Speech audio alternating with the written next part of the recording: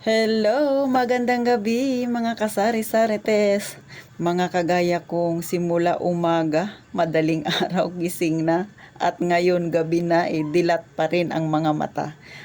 Kamusta po ang buhay?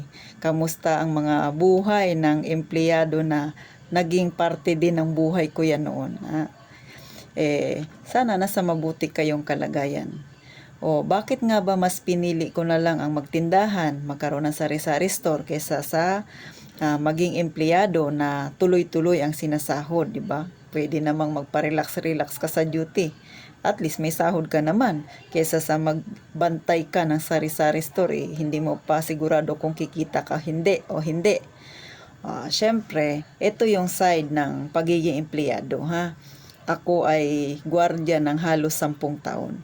Sa pagiging gwardiya, umulan, bumagyo, bumaha, kailangan mong mag-duty at haharapin mo yan, ha. Gwardiya ka na, gwagwardyahan ka pa, o di ba? May mga kasama ka pang toxic, o di ba? Hindi yan maiiwasan. Tapos ito yung pinakahuli.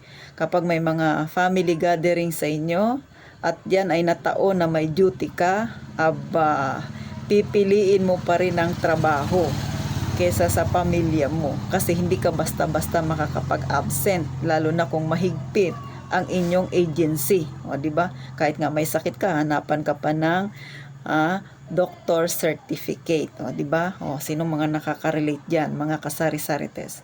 So, sa halos 10 taon ng pagiging gwardiya ko, nag-decide na ako na magtindahan na lang. Una, dahil ito ay puso ko. Noon pa man gusto ko na magkaroon ng sarili kong negosyo. Pangalawa, pagod na ako na utus-utusan, ha? Pagod na ako na magkaroon minsan ng kasamaang loob na aking kapwa empleyado.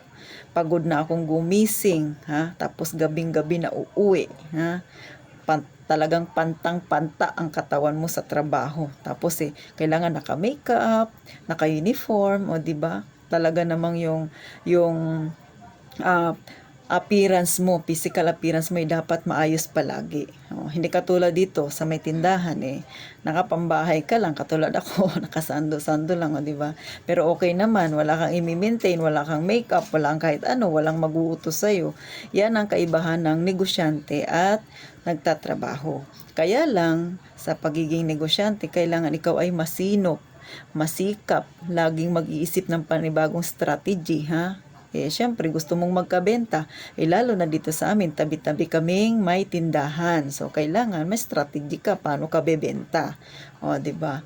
Pero sa totoo lang, masarap ang magkaroon ng maliit na negosyo. Araw-araw kang may benta, di ba? Nakikita mo kaagad kung lumalago ba o hindi ang iyong negosyo, ha? Sa trabaho kahit na malate ka, di ba? Ganun. Yun pa rin yung sahod mo. Performance nga lang ang maapektuhan sa'yo. Pero sa negosyo, kailangan ibigay mo lahat ang best mo. Kailangan ibigay mo ang pagtitiyaga at pagtitiis mo.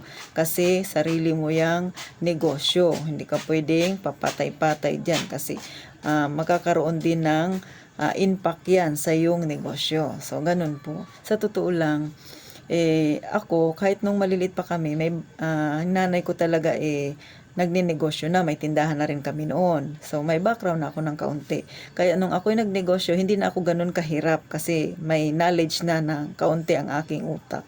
Tsaka, siyempre, nagtatanong-tanong din ako, nagre-research din ako, nanonood din ng YouTube kung ano ba yung mga dapat gawin. So, kahit naman ngayon na medyo matagal na ako nagtitinda, open pa rin ako sa ganun. Kasi, siyempre, malay mo, hindi pa pala ako alam. Kasi, di ba, ang 3 taon medyo bagito pa yan. Kumpara sa iba talaga na nagtitinda na 10 years na, di ba? So, katulad sa mga katabi ko dito na 10 years na silang nagtitinda pataas, di ba? So, talaga namang bihasang-bihasa na sila. So, ako, open pa rin ako na magkaroon ng panibagong kaalaman.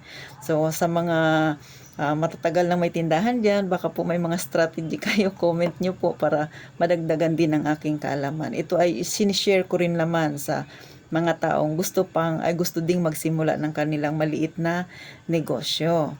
So, sana po kapulutan ninyo ng kaunti na idea ang aking ginawang pagpapaliwanag ang kaibahan ng negosyante at ng empleyado. So, sa akin, masarap ang maging negosyante kasi sarili mo lang ang intindihin mo, di ba? Kahit anong gawin mo, negosyo mo yan. Pero syempre, dahil yan ang karerang pinili mo, pagbutihan, di ba? So, ako ganun ang ginagawa ko. Kaya kahit gabi na ito, nagbabantay pa rin, sayang pa yung pabarya-baryang kikitain. So, paano po? Salamat sa panonood ninyo. Sana lagi nyo akong suportahan na. Sana po mag-subscribe naman po kayo ha, para ma-notify kayo pag may bago akong video. So, maraming salamat. Mag-iingat po tayong palagi.